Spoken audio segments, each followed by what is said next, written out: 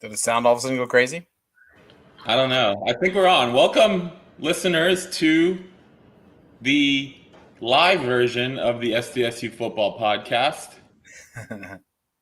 We don't have any viewers yet. It's only 9 o'clock. 9 o'clock. Here we go.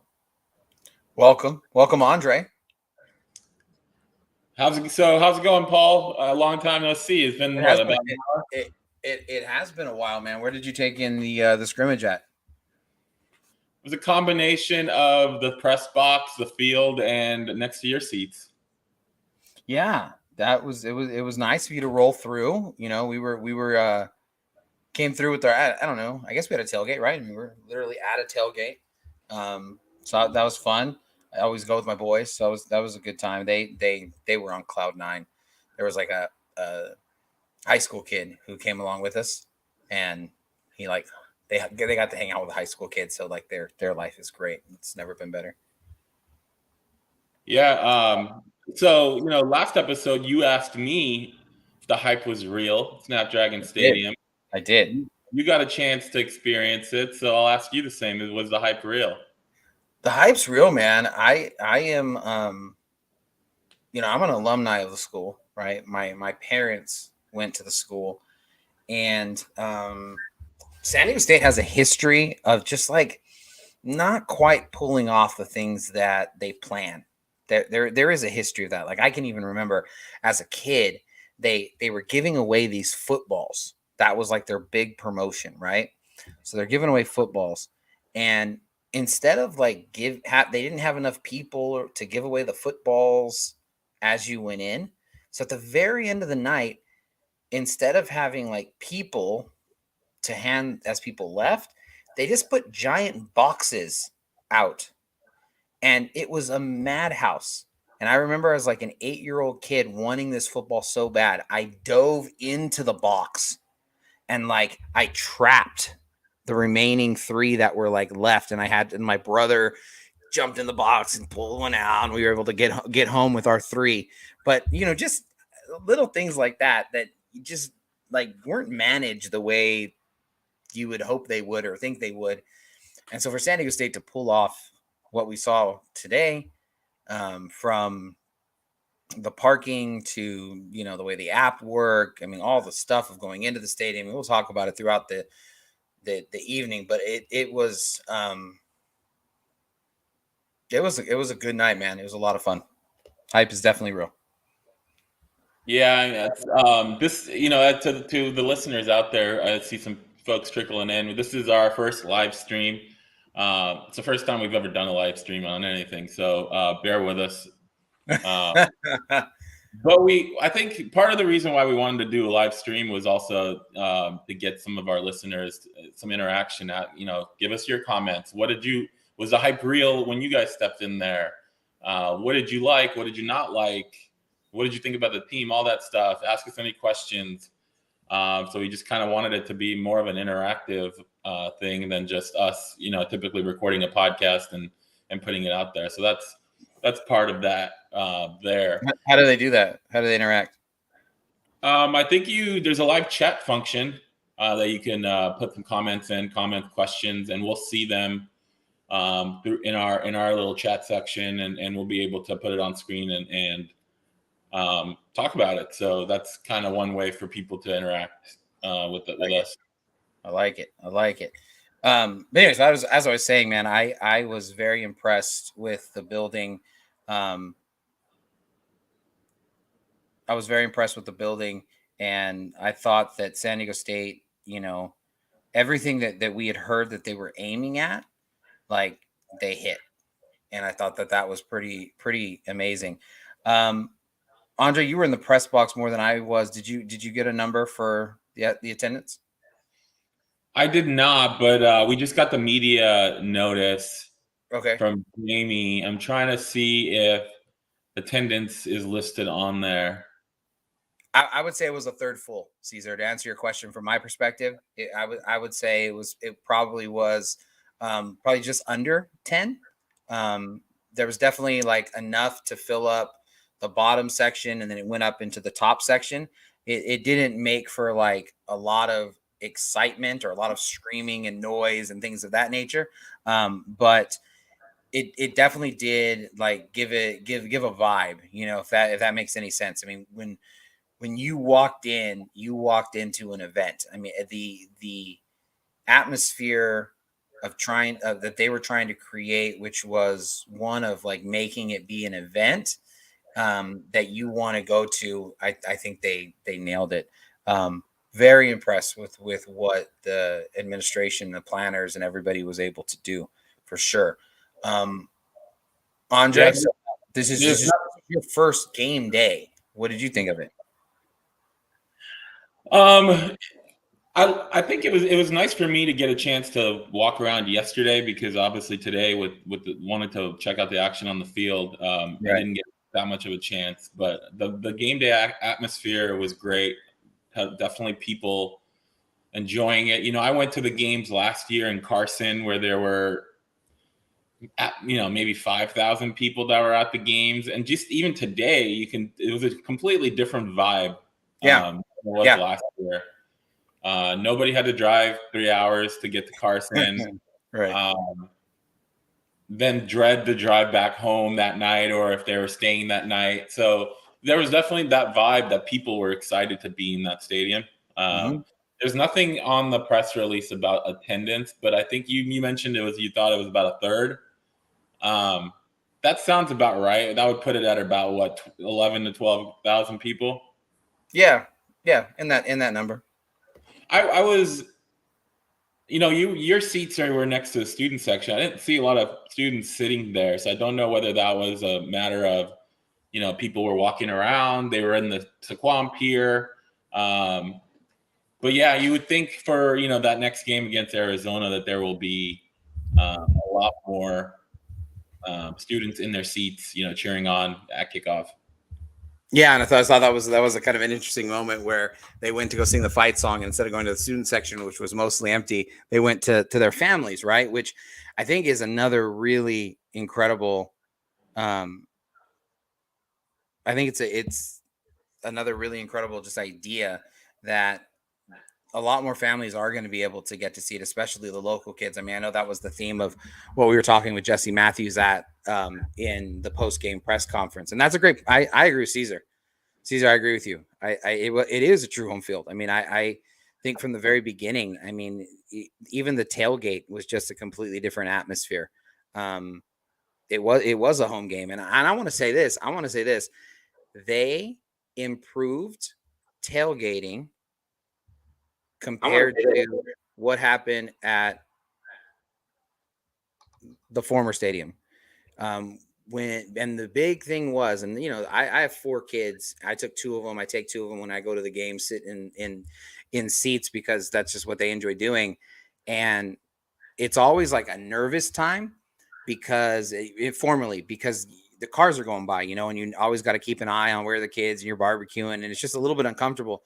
But the way that they did it today by, first come, first serve, after like 5 minutes, there were no cars driving by because it just got filled up. And so everyone's just hanging out and talking about, like Caesar saying that there's a home field advantage. I mean, that's what you saw like in the parking lot. There were Aztec fans talking Aztec football, excited about the Aztecs and the start of their season. And that was not in Carson either.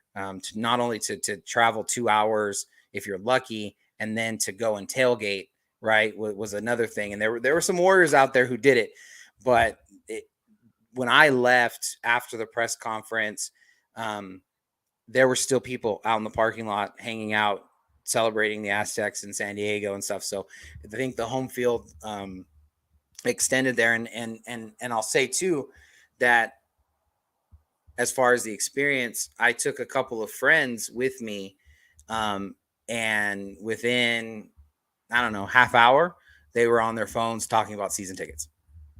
It was that cool for them.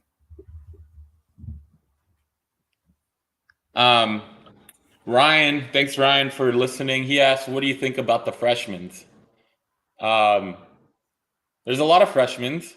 Obviously there's I think there was about 16 true freshman class, and then a boatload of redshirt freshmen. Ryan, if you have any specific freshmen you want us to talk about, please put it in there. But overall, what did you think about the freshmen, Paul?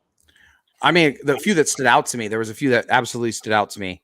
I agree, Caesar. Good call. But as far as the freshman, Ryan, I think it's a great question.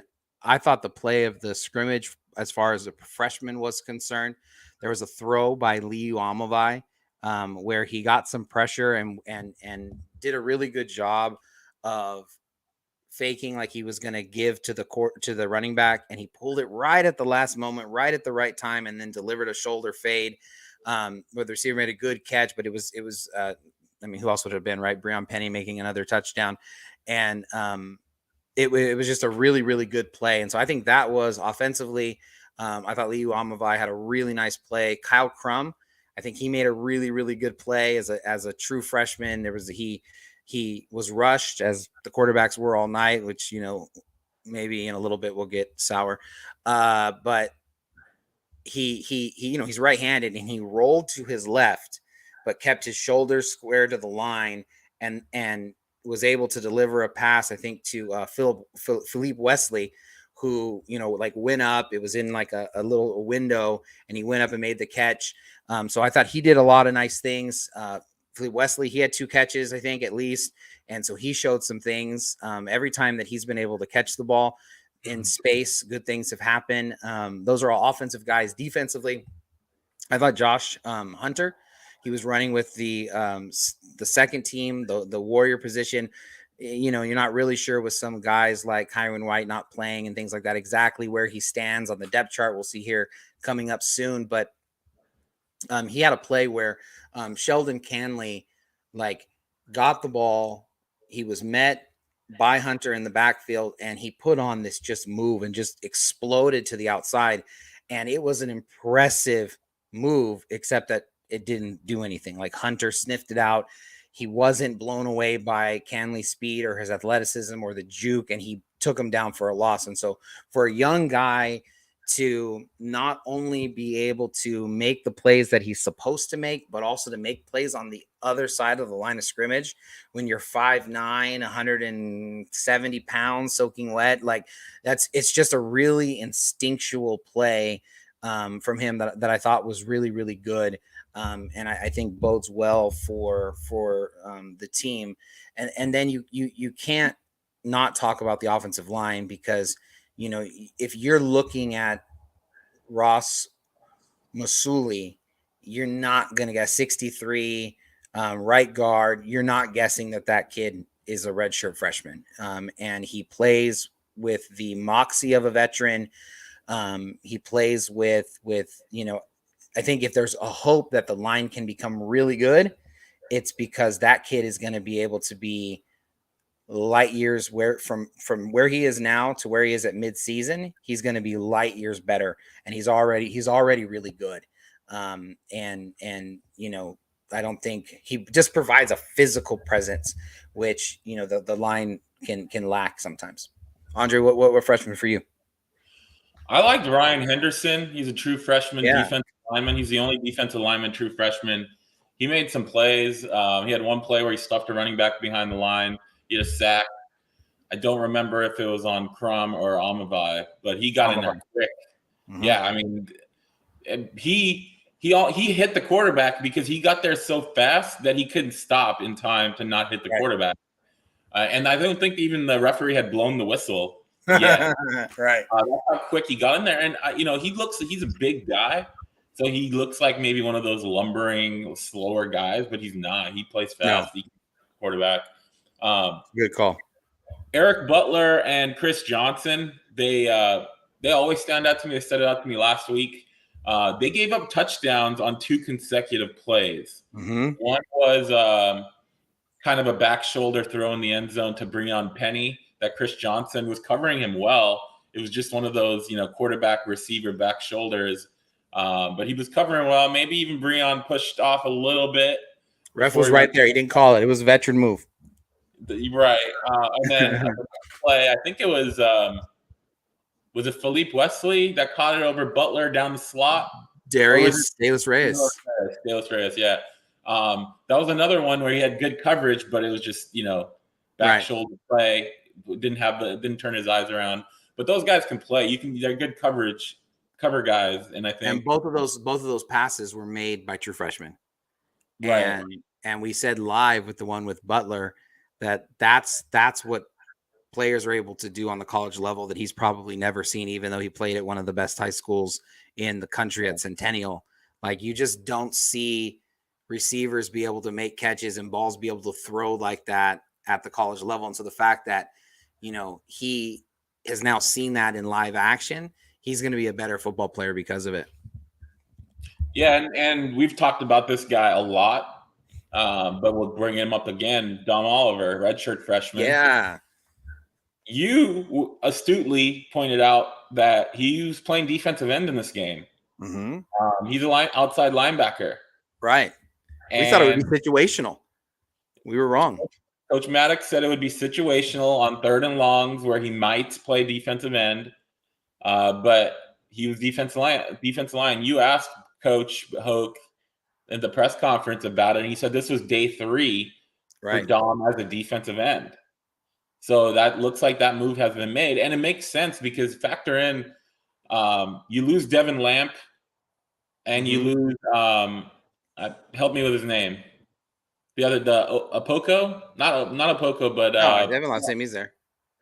Pawa, I forget his name. Oh, 58. There was a second guy that was also off the team at the start. So that's 2 linemen you lose at the start of fall camp. And Brady mentioned that they have a lot of linebackers, and it makes a lot of sense to move Dom to defensive end. No, and I think that it's part of the conversation that we've had about Dominick Oliver before. Who, if you ever get a chance, if you want to know who Dominick Oliver is, Andre was able to connect with him and write an article about him before he actually enrolled at San Diego State. So if you want to see his history, and he's got some goals like you wouldn't even believe, wants to break the sack record. And the conversation that we've had is that Dominick Oliver has an unbelievable first step. He has a special first step. Like there are professional football players who don't have the ability to get off the ball as quickly as this kid has. He's not a complete player, but I thought it was really interesting that last scrimmage, they had him dropping back into coverage a whole bunch. And I think they were, maybe asking that question, can he be that complete guy? But Coach Hoke said post-game that they think that Dominick Oliver has found a home on the defensive line, and watching him, he would take on blocks, he would make plays. And so I thought it was great. Caesar, I think, had another question. Great question. There it is. Yes, lots of holes. Which ways? Well, actually, Caesar, I'm not sure which way you mean this. Do you mean were there holes like the offensive line has question marks still, or are you asking were there holes because the running backs were able to run through it? It sounds like both. Well, go ahead. Let's address that. Were there any holes, as in how did they play? Did they struggle? Did they play well? Go for it. What do you got? Well, in the first half, I was on the field. You were in your seat, so we weren't next to each other. Right. And I texted you, these running backs are running for their lives. Caesar says both. I mean, the quarterbacks are running for their lives. Yeah. It just seemed like the quarterbacks had no time. Right. As soon as they got the snap. All 4, even Braxton was running around, even with the first unit. And I think that they're still figuring the offensive line out. I mean, it's not normal to move your starting right tackle to left tackle a week into fall camp. Right. Especially after in the spring, they were emphatic about they're not going to do that. So that tells you a lot. And then just all units that were out there struggled in pass protection and in run blocking. There were not a lot of open holes. I think the best run of the day was Keenan Christian, and that was a cutback run because the where the run was supposed to go, there were defenders right there, and he cut back and he took off.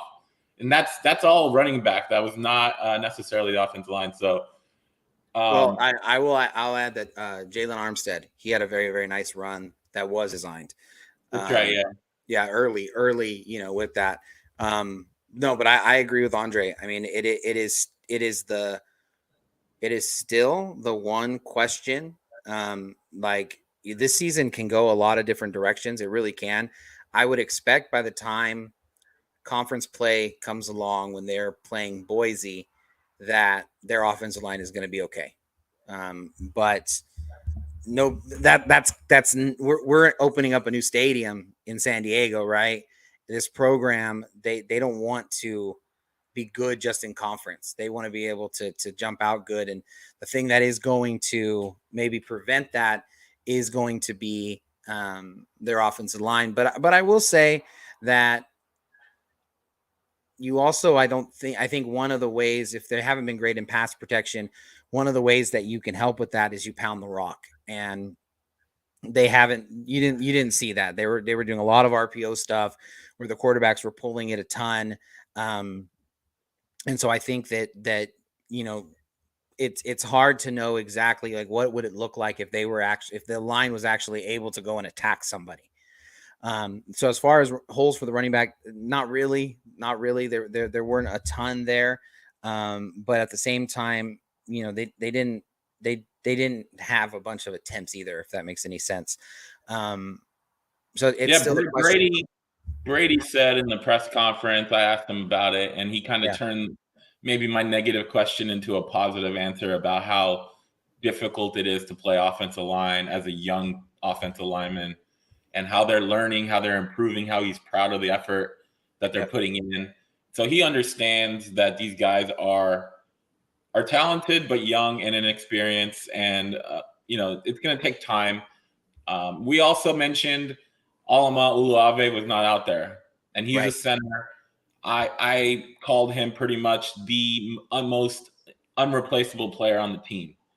Right. So, and you could say with him out there directing the other four guys, calling the protections, that there would be definitely a boost in quality of the offensive line when he's out there. So you got to take that, you got to factor that in as well, because he makes a big difference. But still, you're going up against second unit, third unit guys, and I would have liked to have seen a little bit more from them. So I think, do we have Sheldon Canley's mom? Was that what that comment is? It looks like it. That's awesome. Welcome. He is a very, very impressive young man. We've heard nothing but amazing things in all of the conversations, about him and things of that nature. And I think there was a lot of hype coming in about the running backs and these two freshmen and where they're going to be able to find their place. And so I think it's pretty exciting that that he's on the team. And I think the sky's the limit for him for sure. You're welcome. Go for it, Andre. We're all, I think everybody is excited for September 3rd. Today was almost like, I don't know, like a teaser, right? As awesome it was to be in the building, you're just kind of thinking about, okay, just imagine how September 3rd is going to be. So definitely there. What about this one? We mentioned Keenan Christian had one of the best runs. What did you think of Burmeister today for his one drive? For his one drive, I mean, look, he made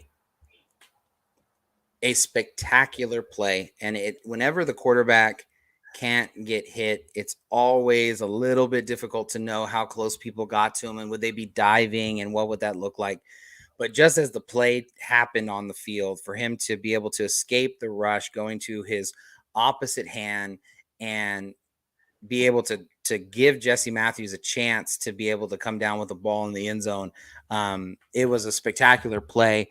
I think that one of the, if there's a knock, not really at San Diego State, but like at Virginia Tech and things that you read about him, people talk about that he doesn't necessarily hit the deep ball, that he works more intermediate check downs, those kinds of things, and he doesn't always test the defense vertically. And so for him on that first drive to be able to hit Jesse Matthews deep, I think it's important. It's just important that the team is able to do that, because it makes the defense have to respect that. And so they can't blitz as much and put that pressure on the young offensive line.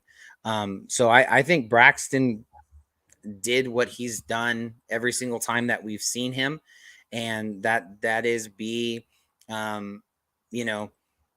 right there in the conversation about becoming a pro, next year. He's good. And I think San Diego State is going to be fine at that position, provided they can protect him and he can stay injury free. And then as far as Keenan Christian, Andre mentioned him a little bit before, but he's had trouble, from my estimation, in the two scrimmages, running what is like the bread and butter of the RPO, right? Which is what they spent a lot of their time doing, which is the inside zone. And he just had a difficult time finding space there, being able to pick the right way to go. And so you haven't really seen those like wow moments from him until today. And he was met in the backfield. He made one step and it was just like, boom. And you go, wow, okay, that's the guy that everyone's been talking about. And it was what great running backs do consistently, which is make a play when there's not a play, when everything doesn't work out exactly the way that it's supposed to. And so it was explosive. It was just what you would want to see from him. And I think that consistency going forward is going to determine how many snaps he gets. I think, at the beginning, especially, I think this is Chance Bell's time to shine. And it's going to be a pretty interesting development as they go down through the seasons next year, especially, and throughout how all of that shakes out. Because there are, again, another really talented running back room at San Diego State, broken record, right? What did you see from these two guys, Andre? Well, I mean, I think we all know about Braxton Burmeister. He only played one drive. I think he's got the ability to make plays with his feet, which is going to be crucial, obviously, with the offensive line, I think, issues. His rapport with Jesse Matthews is unreal already. I think those two are gonna have a big year together. We already know Jesse Matthews is a stud. I don't think we saw too much of Tyrell Shavers today, but hopefully he and Burmeister will have that connection as well. Mm-hmm. But yeah, he looks like he's always in command, confident, energetic. So I think that wise is good. Kristen, I mean, I think the talent is there, the speed is there. That cutback run was kind of like a wow play for me. Mm-hmm. Not being too far from the action. I'm interested. He also ran, I think, one kickoff. I think the first kickoff return he took back. It was either the first or the second. I'm interested to see if he'll get a little bit more action there once the season starts, because he's got the speed. We didn't see too many passes to running backs today. That's something both of us have talked about as opening up the playbook. You also got to understand in this kind of scrimmage, it's a very vanilla game plan. You're just trying to test stuff out, give people opportunity, and so they didn't get beat too deep into the playbook today, and that's understandable. So it's hard to say where Keenan is going to fit behind Chance Bell and Jordan Byrd, but he'll get his opportunities at some point this season. Yeah. And I think that he's in a really good spot because he's got some really good players in front of him, and so it allows him. He hasn't played football in a minute, and it allows him to be able to kind of get acclimated and all of those kinds of things. But I think that, like you said, to your point, I think returning kicks, being able to find different ways to help and to get on the field, man, I think is going to be huge for him. Michael Wilson had another question, which was just about the crowd. We're estimating it about a third full, maybe a fourth full I'm not great like that, but there was definitely like all around the stadium, but and into the upper deck, but it wasn't like crowded by any means. So it'll be interesting to see on that opening game how like all that feels, and the vibe at the stadium was really really really cool. Like if I could see people wanting to go to Snapdragon Stadium not to watch the Aztecs, which is just an interesting dynamic because I mean it's just a really really interesting place. A lot of great sight lines, not just of the game, but of just San Diego. I mean, it's like I don't even know how to describe it. It's like an outdoor bar. I mean, there's so many different spots, and you just don't have that in that kind of environment. So I thought it was pretty good. Caesar had another great question. The only thing missing to that San Diego vibe is the ocean. Right. No, exactly right. If they brought in an ocean and like had like a little lake or something like that around it, it would completely be that. That's a great call. I mean, we are getting a river park next year at this time. There you go.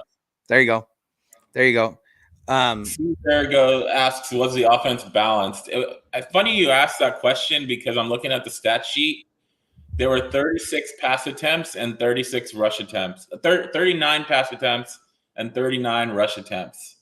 Now, let's think about all those plays where they were it was a passing play, but the quarterback ended up kind of running out of the pocket, right? So you could potentially say that there were more passing plays called than rushing plays, which is kind of not the norm. But I think in this kind of environment of a scrimmage, that's to be expected as well.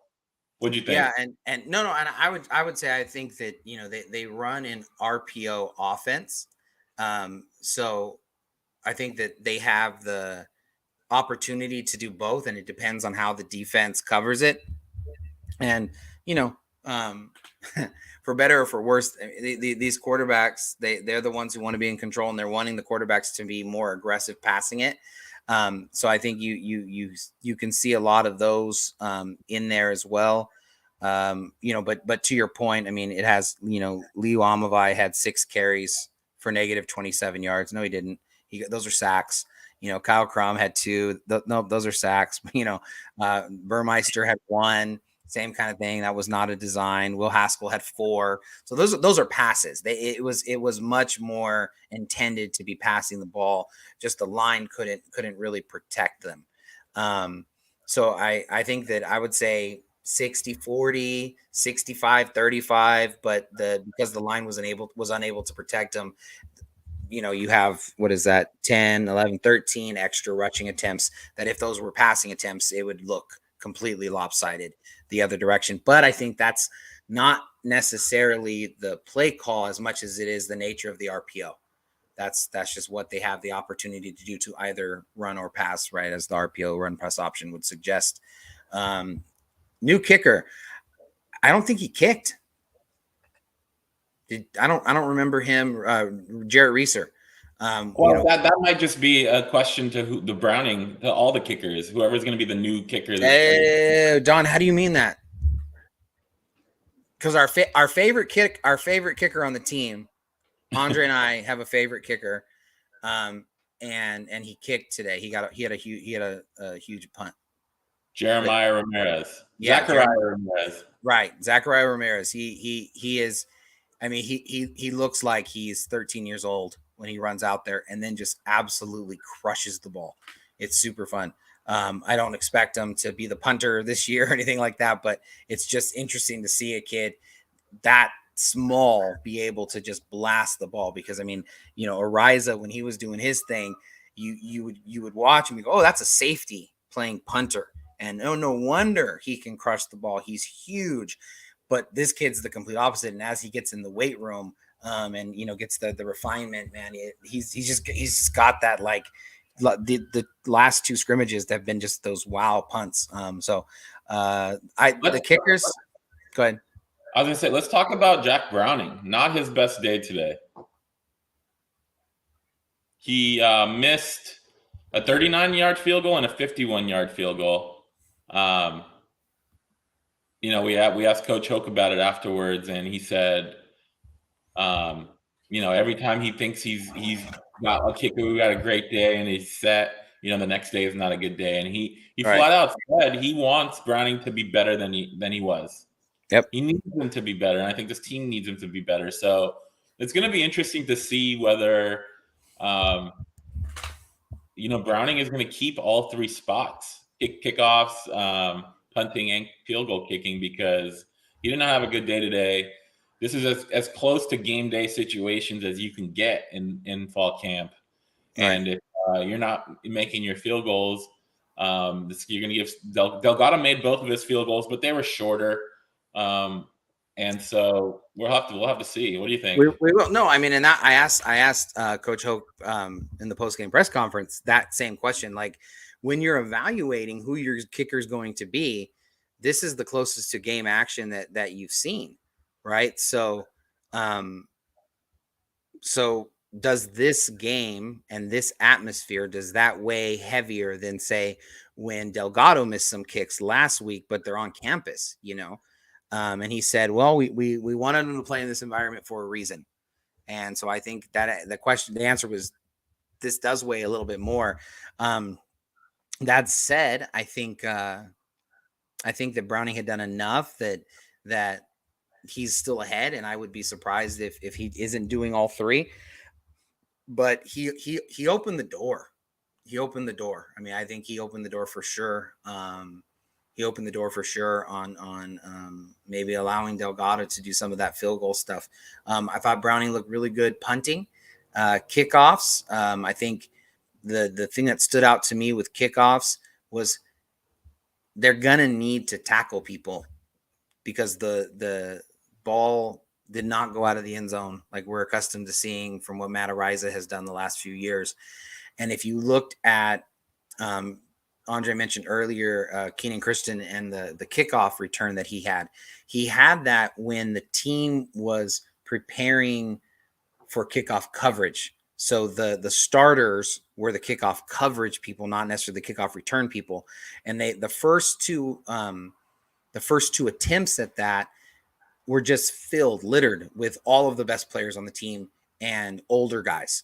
And so they had juniors and seniors all the way through, because number one, if these guys want to make it into the NFL, that's where they're going to be able to be good. So they need experience, and they need to have that skill themselves to be able to play special teams, because that's what they're going to do at the next level. But also, those are your best players, and the Aztecs are going to need their best players to actually cover kicks, because no one was able to give an obvious for sure touchback. And so that, I think that's going to be an interesting thing. Although I think maybe get into elevation and stuff like that, they should be okay.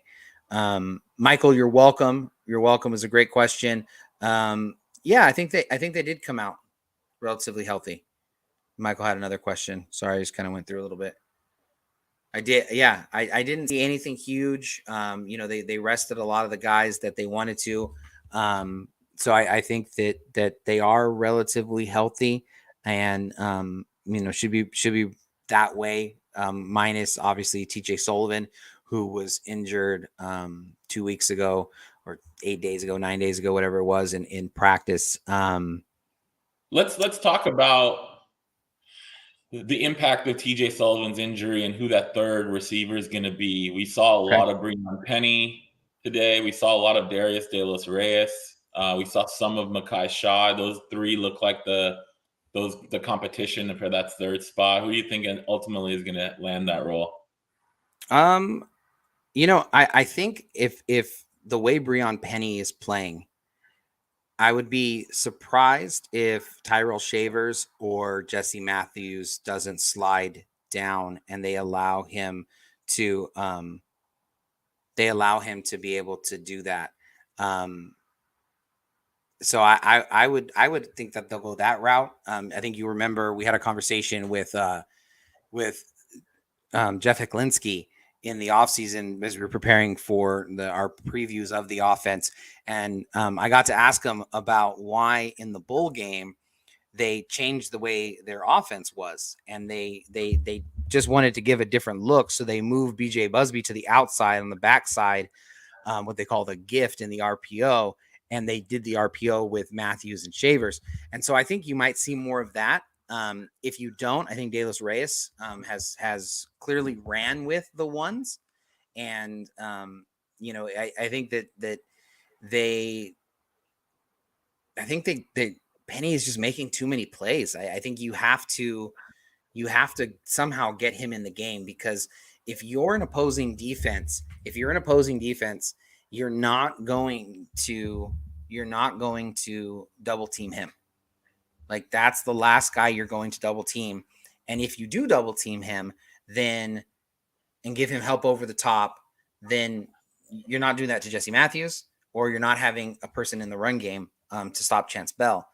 And it's the easiest pass for a QB to have, which is why all of the younger quarterbacks seem to always go to him, because all you have to do is throw the ball up, and it doesn't matter who's covering him. He's very, very crafty in being able to get the ball out of the air. And a 50-50 ball thrown to Breon Penny is like a 70-30 ball, which is really, really great.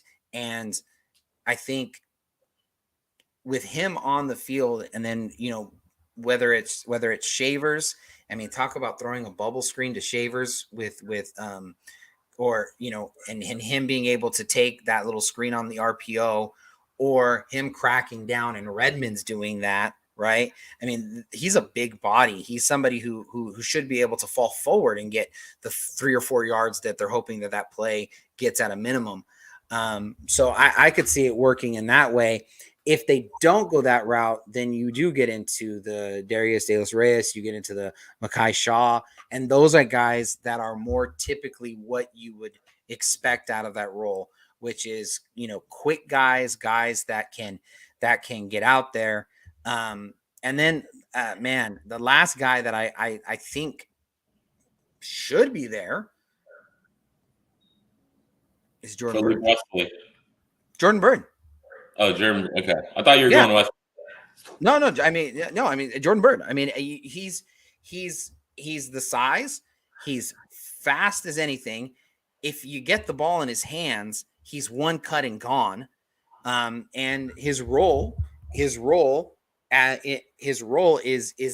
I mean, his role is to be able to, in the NFL, if he wants, which he's talked about having pro aspirations.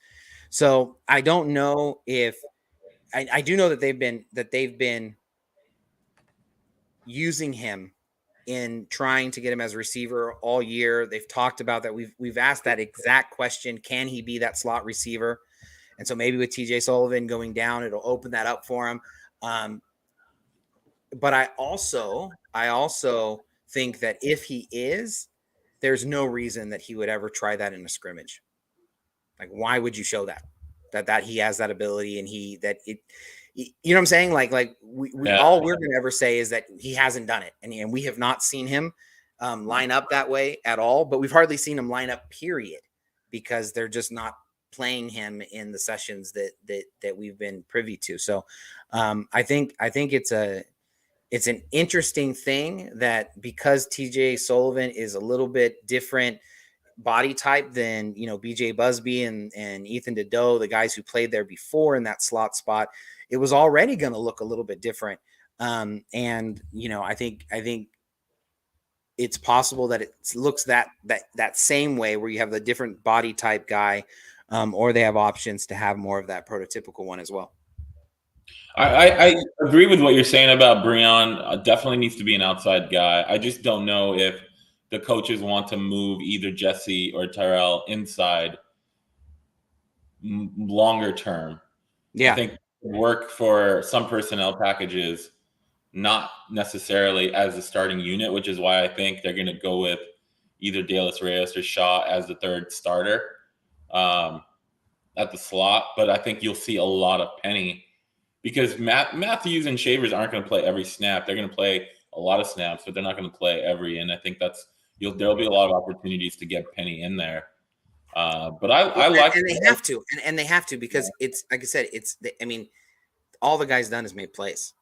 And they talked. Brady talked about him in the post game. I mean, what did he say about Breon in the post game? I think it's pretty exciting for Aztec fans who are listening right now.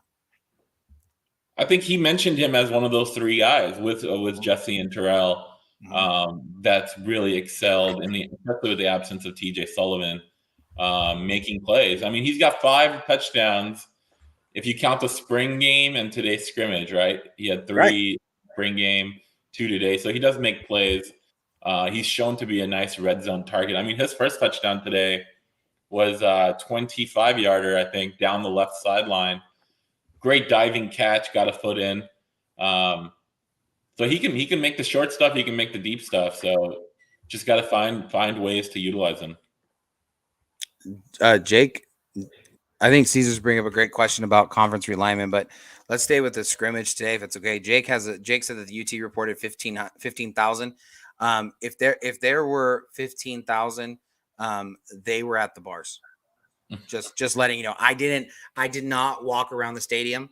I stayed, to watch and take notes and things like that. So that could be that could be true. Cause I know like when we got done with the press conference, the people who spent like a lot of money to be able to get those seats, they were still enjoying them after we left, man. They were still there. So, the Founders Club people were having a good time an hour after the game ended. Yeah. So good for them. And and people were on the Saquon Piers. People were still at some of the bars that were around. So I think that it very, very easily they could have been in the standing room areas. I was absolutely just talking about the bowl. Yeah, I mean, you there's always this discrepancy between the announced attendance and the actual attendance, right? Announced attendance is the tickets that were made available or sold or whatever, and then sometimes there's a difference between actual people through the turnstile. So I don't know which number, the 15,000, is supposed to be more representation of actual people. I think it's fair. I think it's fair. It's not too far from the 11 to 12,000 that you're estimating. Yeah, and Jake's confirming that it was a lot of people in the standing room areas and things like that. He did, but at my unofficial depth chart, I think he's probably third or fourth team kickoff return at this point. That the starters were is that what the question was? I was gonna say who's the guy next to Jordan Bird on the starting? Breon Penny. He did it tonight. He did it tonight in the one kick that they got. Jack Browning, I think, had a ton of tackles, which was crazy, but they weren't. Coach, I didn't want to contradict Brady in the post game, but he said he'll get up there and hit you, but those were not Matt Araiza tackles.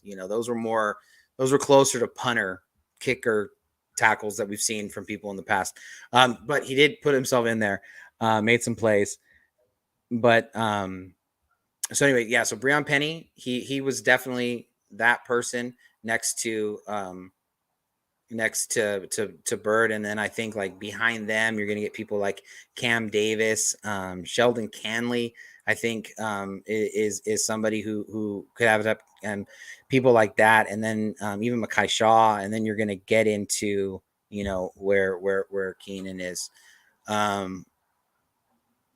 Michael, aside from the scrimmage, have you asked any of the P5 transfers what they think of the overall talent level of their teammates? Yes, we have. All right, if you get a chance, Michael, shameless plug. If you get a chance, Google the SDSU Football Podcast, Tyrell Shavers. He gave us a lot of those kind of comparisons, because we were asking like, dude, you've been at Alabama, you've been at Mississippi State. What's San Diego State like in comparison to that? Or we're asking him about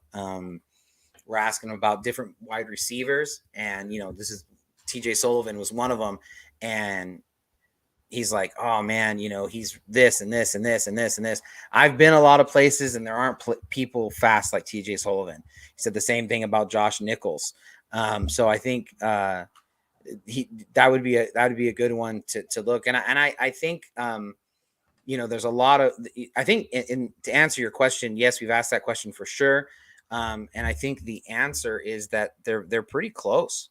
They're pretty close to it outside of the top of the Power Five. So like if there's not many teams anywhere in the country that have 9 rookies in training camp from one school. There's not a lot of that are going to have guys looking to start like they're having with Daniel Bellinger. That's just the nature of the NFL. So I think that you get the schools like Ohio State and Alabama, and they're cheating and playing a different level or whatever they're doing. This isn't recorded, right?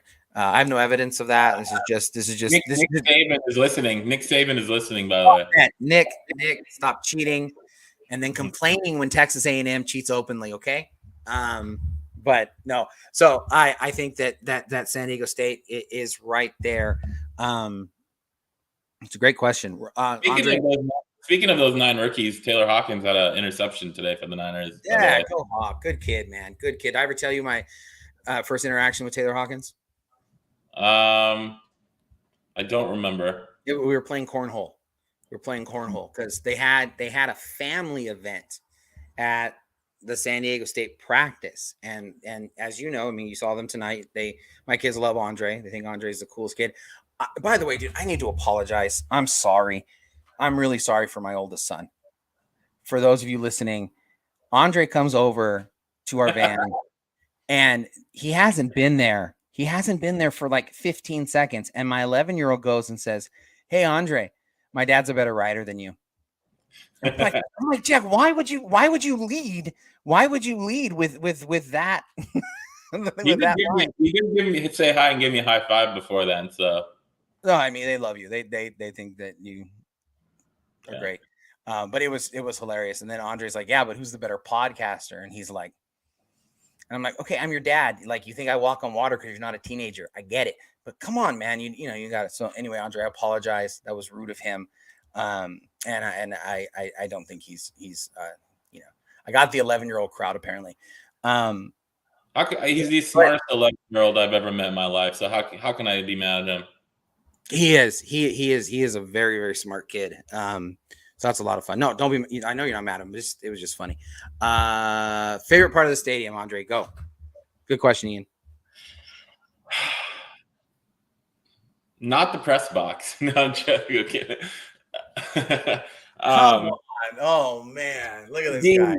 For those out there, the press box is in the northwest corner of the stadium next to the student section. So it gives us a great view when the game action is towards that end zone, but when it's on the other end zone, it's a little difficult to see. But my favorite part of the stadium, the tunnel, the 50-yard line tunnel. Them coming out of that tunnel, I think Jesse Matthews said that it's the only college football team that does that, coming out of the 50. And the fact that when they're in that tunnel before they run out, the Cox Business Lounge folks are like right next to them, and they can see them, doing their, moving back and forth and things like that. So that's one of the most unique parts of the stadium. So I would say that's my favorite. That's interesting. My favorite part I don't have one yet. I'm not gonna lie. I was honestly very, very impressed. Those listening, I'm an alumni. My parents are alumni, so going to San Diego State games has been a part of what I've done as far as back as I can remember. And it's a thing that I take my boys to. So before I started working for the East Village Times and became, like part of the media, that's something that we did and we enjoyed, and we tailgated and did Aztec Village and stuff like that. It was just a great way for me to be with my sons. And so it's been cool because the East Village Times, San Diego State has allowed me to do both. So Andre, he's the guy who covers, like the day-to-day stuff and is up in the press box and things like that. So I have season tickets to keep that going, and I take my notes there and I watch from that part, and then participate in the press conference, and I was really impressed that I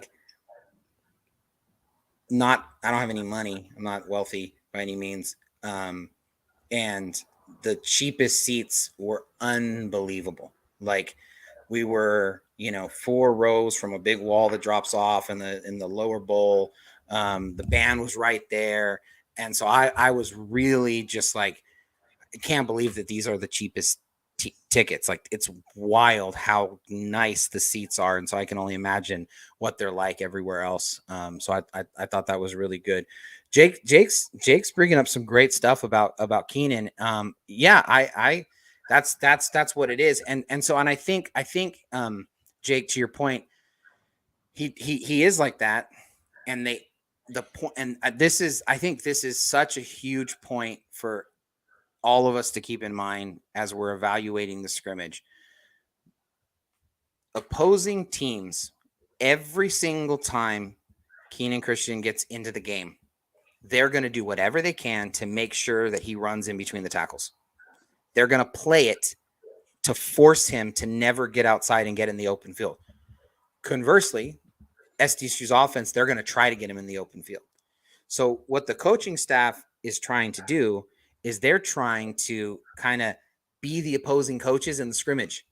And so they're trying to put him in his weak spots so they can become strengths.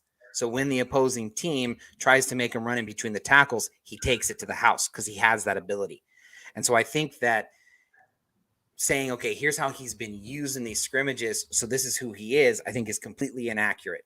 And the coaching staff is going to try to get him out in space. They are going to try to swing him the ball. They are going to try to do that, but they're doing that in practice. Here in front of everybody, and what they're trying to do and like getting him in those like stressful situations, they want to get him where the opposing team like is going to try to force him to be. And they want practice at his weakest spot, which has been in between the tackles. And just showing already his progression, he was getting bottled up last scrimmage. And this scrimmage, he was able to get that one of the most explosive plays of the scrimmage where he takes that one step and just boom, and he's gone for a really nice gain. And so I think that's really good. Just perspective, because I think you name anybody. I think you can do that.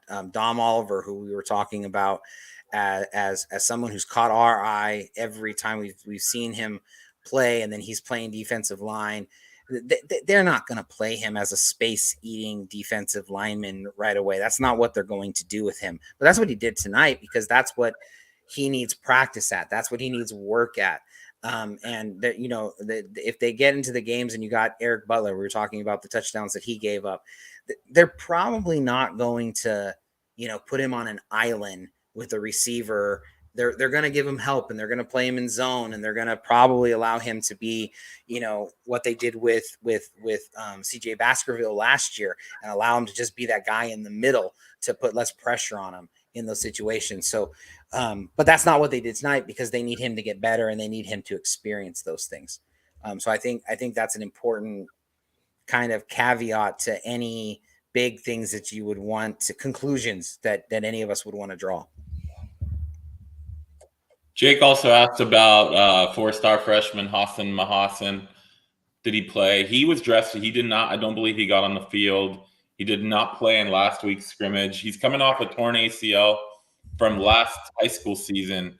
And while I think he's recovered, they're bringing him along slowly. Based on some of the talent and the depth at wide receiver, most likely he's headed to a redshirt season. So, yeah, he didn't get into the game. Jacoby Kelly got in on that last drive. He's the other true freshman wide receiver, caught a pass. Mm-hmm. Kelly's probably ahead of Mahasan, but I think they're being cautious with him just medically, I think, just to get him to make sure that he's fully back. So he wasn't in there. Josh Simmons is I cannot come with the right words. It's like in my head, and I have the hardest time describing this. He's almost like he's a trick. He's a mind trick. You watch him and you think you're you can't be seeing what you're seeing. His feet are so unbelievably fast. You watch him in a drill, and the other linemen, they're clotting, and they're just big lumbering people like normal offensive linemen. He gets up there, Simmons gets up there, and he looks like a wide receiver. His feet and his ability to, like, do in 2 steps what every other lineman is doing in 3 and 4 is something else. And so I think from what I've seen at this point, I think he's a little bit better as a pass protector, because that's where some of that footwork and the drops and things can come into play. There have been times in practice where he misses calls and things like that. And in fact, actually, kind of a neat story. I was standing there. I did one of the practice reports. I focused in on the offensive line, so I just kind of followed them and wanted to really lock in and see what I could learn by watching them in practice, and requested to talk to Coach Goff and Alamo Lave after the practices, just because that's what my focus was. And there was a moment where there was a call that Mike Goff made, and it was clear as day. I heard it. It was clear as day. And Simmons missed it. And the entire offensive line, in the most like team-oriented, encouraging way, all reminded him of what he was supposed to do. It was one of those like, hey, we're all in camp together, and we've all been grinding over the summer, and we're all in this together. And it was spontaneous, and it was really just like a neat human moment in the middle of this like really hard physical practice where people are yelling and da da da da da. And he mentally he just missed. And it was very clear, the number that he called out, which means he's supposed to do certain things. And when he missed it, the reaction from how his teammates picked him up and how his teammates encouraged him, I thought was a really great sign, because, we have to write what we see and understand to be the truth. And it doesn't take any sort of like genius or huge analyst or whatever to see that the offensive line is not where they need to be. And if they could have a really strong offensive line, this could be a really good team. And so they know that. And the way that I think that's kind of like helped them to like band together, I thought that was a really good moment. And so I think Josh Simmons, he's one of those guys where, like, don't be surprised, Andre. It's just because it's late. Don't be surprised if we're talking about him as a 1st round draft pick.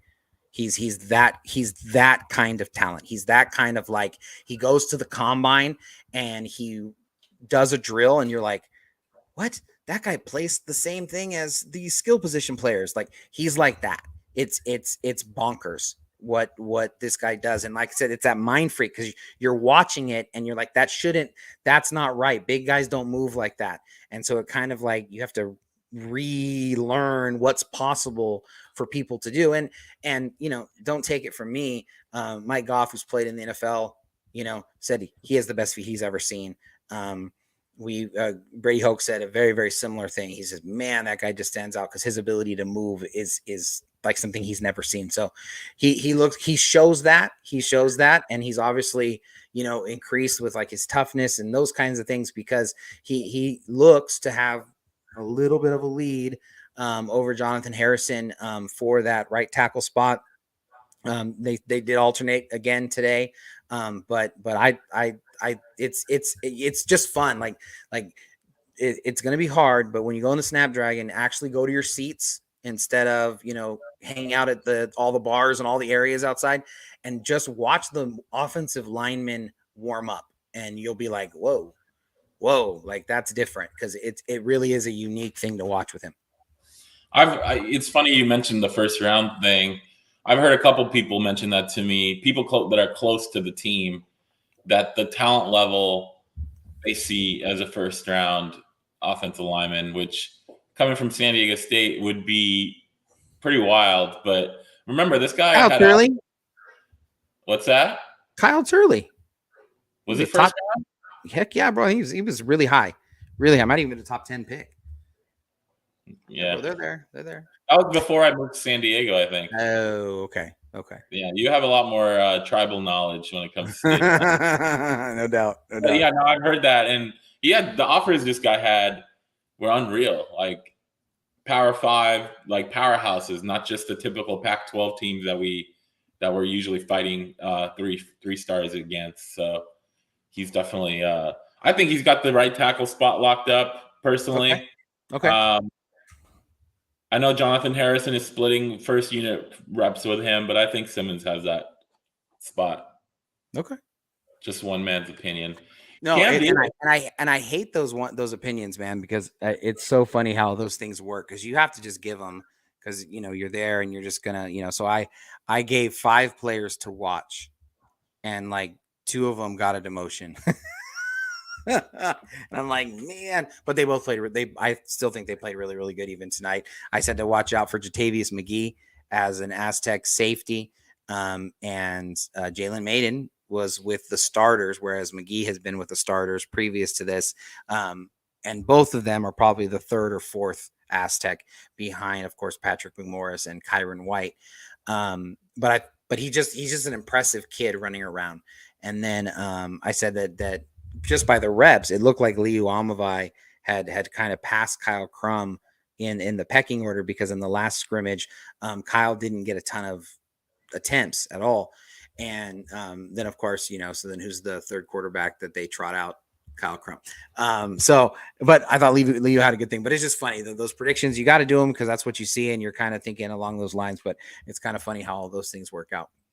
Yeah, Jake mentioned watch out for Cam Davis. That's true. He had 45 yards today on 6 carries. Yeah. And he kind of gets forgotten in the mix because, you've got Chance Bell, you've got Jordan Byrd, you've got Keenan Christian. Jalen Armstead seems to be that next guy that gets brought up. But I think Cam Davis is going to play a big part as well. I think give me your depth chart. In running back? Since you got Simmons is locked up. Give me the running back rotation. Chance Bell. Oh, that's a hard one. I think I think Jordan Byrd has that second running back spot locked up. So I'm not going to include him in my top running back spot. Okay. Is that fair? I would like you to say, I would actually like you to include in terms of that primary back. Okay. When they go to 2 backs, how do you think the carries will be split? Okay. So Chance Bell, Jordan Byrd. One. So Byrd is backup. Byrd is backup. Got it. That 3-4 to me is a tough one. I'm going to go with Kristen. Kristen, and then Jalen Armstead, and then Cam Davis, probably 5. Okay, interesting.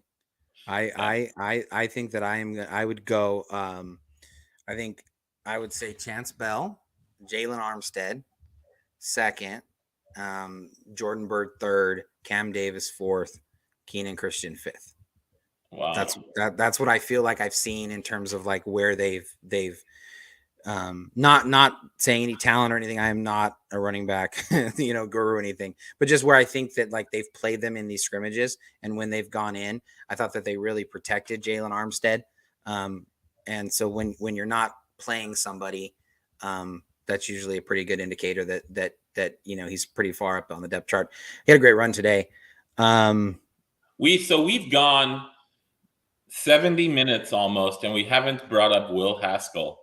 Hey, wow. How did that happen? Wait. If you say Will Haskell, our viewers will go up by 10,000. Yeah. He played a lot. He played most of the first half after the first drive. He made a lot of nice plays, a couple drops from some receivers that would have definitely improved his statistical output. He seemed to have a really good rapport with Darius De Los Reyes. Found him a lot in the RPO game. I feel like his confidence is growing, his maturity is growing. I think he's understanding the offense a little bit better, making faster decisions. He also was running for his life pretty often. he had one run down the sideline that was very impressive. And, given the situation about how they're protecting the quarterbacks, blowing the whistle dead, I wonder if it was a real game, if he could have broken that Right. a lot longer than it did, because he had room on the sideline to get past that. I think whatever defender was coming at him on the side. So what do you think? Right. Well, I mean, I have said that State's going to be fine at backup QB if Will Haskell can protect the football. And so, like, he always does good things. It's never been a question of can he do good things. It's a thing of does he do enough good things, and then does he not do these bad things that we've seen him do where he turns over the ball. So I would just say that, like, yeah, I thought he improved. I think that he improved, and I think that he played a lot better. And I think, the offense would look different. I think that they would become more run centered and play action pass and things like that, versus trying to get him to be accurate and pass and crossing routes and things that you're going to see with Burmeister in there. But I think they would be okay. I think they would be okay because they could, fill position. It would be, why don't these guys open up the playbook? And people would be on that rant again. But, as long as he can protect the football, he does some really nice things. He throws a great deep ball. And so I think Will did a good job. Especially you just didn't see that, like, ooh, come on, that's a young guy. You shouldn't be making that play. You just didn't see that.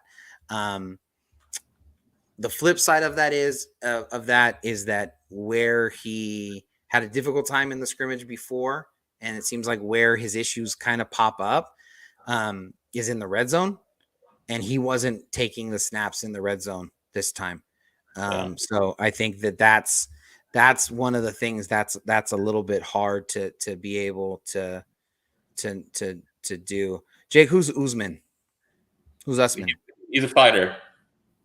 Oh, I was like, I thought you were contradicting that. We were like, no, he got pretty healthy. A non-San Diego State football comment. Oh, see, I'm sorry, bro. I got my head in the sand. I only know one thing. That shows how little you follow fighting, obviously. Yeah. I had no idea. I was like, Usman is that? One thing I was going to mention is there were no interceptions today. We saw some last week in the scrimmage. A lot. The only turnover today was like a blooper. Kyle Crum was running out of the pocket, and he just literally lost the ball out of his hands. Incomplete pass. No, that was a fumble. No way. They would have reviewed it, and it was an incomplete pass. No, I don't think so. He was past the line of scrimmage. No, he was not. Yeah, he was. Oh, not even close. That was definitely a fumble. I wholeheartedly disagree. They absolutely called it a fumble on the field, and I think they were just practicing their calls.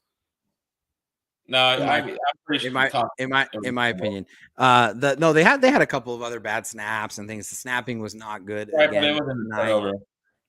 One of them did. Sorry, bro. I don't know if they called it on there or not, but anyway, no, UFC champ Kamaru Usman. Sorry. Head kick to the dome. Wow. Michael Wilson. He has a nice question. He's asking about depth chart. Okay. And then he clarifies. In other words, is Chance Bell the best or simply an next in line? Chance Bell is the best. Like, and is he the best because he's the most experienced and because he's the next in line? Probably. I don't know if you're going to say Keenan Christian in his whatever year this is for Chance Bell, his 5th or 6th year in college football, is he going to be better? I don't know. The injuries can happen, things like that can go on. But every practice that I have been to, with the exception of today, and Chance Bell didn't play, the big plays that have come in those practices have come from Chance Bell. So they'll have like running backs go out on passes and They're trying to be covered by linebackers. And, the best that the backs are able to do is catch the ball and maybe get a few yards before their hips are tagged. Chance Bell scores a touchdown. They have a 4th down play in the scrimmage. He hardly played at all. He has a huge gain in the scrimmage. When you're looking around, it's Chance Bell who's making big plays in practice. I think that they recognized that it was his turn. I don't think that that's like an unfair thing to say. It's simply next in line. He definitely was next in line. But when a guy leaves and he is an undersized, tough running back, and he comes back and he's gained a bunch of really good weight. Little commercial, a little commercial. It was a great question, Michael. I got exactly what you meant. A shameless plug. Huh? A shameless plug. Shameless plug. Another shameless plug. We talked to Alex Johnson and his trainer in the off season, and he just talked about him wanting to gain weight and keep explosiveness, and he absolutely has done that. He looks like an NFL kind of running back with his frame and his size. Definitely obviously not this good, but just body type, like an Emmitt Smith kind of guy. Like he's, 200 pounds. Smith was a little bit bigger than that, but a little bit short, gets lost in there. Doesn't necessarily have like the most unbelievable speed, but is always making the right play. This is San Diego State. And so don't be shocked if, by the end of the year, their best player turns out to be their running back again. I expect him to be way more balanced and to lean on Burmeister, but Chance Bell, if he stays healthy, I would expect him to be better, even if he's maybe not as much of a home run threat as Greg Bell, because he should take care of the ball a little bit better, and kind of play in the offense a little bit better than I think we saw from Greg Bell last year. So Chance. If San Diego State is going to be really good, one of their main chances to do that is Chance Bell. Like if he can become and fulfill what looks like what could be happening, and he fulfills that and becomes that all conference kind of back, that's another shortcut to making this line be a lot better. So I think that he is the best back, and I'm not really sure that there was ever kind of any doubt on that. I think we saw Mark Redmond early on. I don't think he had any catches today. No catches. I think he probably wasn't going to get a lot of playing time. I think the coaches, even though he's a transfer, they know what they have in him. Brady mentioned, he was one of the guys Brady mentioned after last week's scrimmage about guys that he's impressed with, guys that stand out to him. So not surprised to not see him. We saw Logan Tanner get a lot of good action, true freshman. We saw Gus McGee go out for some passes. So I want to say that, we didn't see too much of him, but I don't think that was necessarily because of a negative thing. We'll take 2 more questions. Cooper McDonald. I don't think we saw too much of Cooper as well. I think he came out with the first unit, but I don't think he came back after the first drive. Did he? Yeah, I think he a little bit, not much. I think in the first couple of series I had down, but overall, both of those guys look like let's say it this way. They talk about when teams get off the bus and you compare, what San Diego State looked like when they were not very good getting off the bus versus, these other teams that were going to beat them by 40. And you could just, when they got off the bus, you just be like, oh my goodness, wow. When Washington got off the bus and the other teams were looking at what made Washington look like they were wow, this is a high level team. The people that they would have pointed to were Cooper McDonald and Mark Redmond. Those guys are just absolute specimens, studs through and through. it doesn't matter whether they are just in helmets, where they just have shoulder pads, or they got the whole thing going. They are just a physical, like, looking people. Mark Redmond is tall. He has great wingspan. He can run. And, you know, they're hoping that he can put some of that all together to kind of be a kind of a security blanket and maybe make some big plays in the passing game. Cooper McDonald, you know, it's seeming like more and more, put it this way, Shawcroft, Caden McDonald, Cooper McDonald will all be in an NFL camp unless they get injured. All three of them. They have every linebacking spot of the players who started and looks like to be like the primary guys. They're going to be in an NFL camp. I don't know if they'll be drafted. I think this year is going to go a long way towards that, but they're all going to get a chance to get into a camp. And, you know, last year we were talking about, well, if the team has a weakness on defense, it's the linebacking group. And it turned out to be one of their strengths, and it should be one of their strengths again, because they have good depth, things of that nature. And let's do one more question before we call it an evening. Who impressed you the most tonight? You go first, and then I'll close it out. One guy. I'm going to go Dom Oliver. He's not the biggest guy in the world, but as I watched Dominick Oliver as a defensive lineman, I was really curious to see if he could hold up against those bigger guys. And not only did he do that, but he made some plays, like even in the running game. And so I think if there's anybody that you know, I think did something that I wasn't really sure whether or not that could happen, it would be Dominick Oliver, who if I had to pick one person who impressed me the most, but there were others for sure. I'm going to go with Philippe Wesley. Oh, good call. He did have a nice game. Yeah. And it's a culmination because last week in the scrimmage, he made some catches, and it's his yards after catch that impressed me in last week's scrimmage. And he did it again tonight. That's an ability that the San Diego State hasn't had. As good as Tyrell Shavers is, he's not a yak guy. Jesse Matthews can be. He's shown it, but not as typically. I think Philippe Wesley has that ability to make guys miss in the open field. And he had 5 catches, 79 yards today.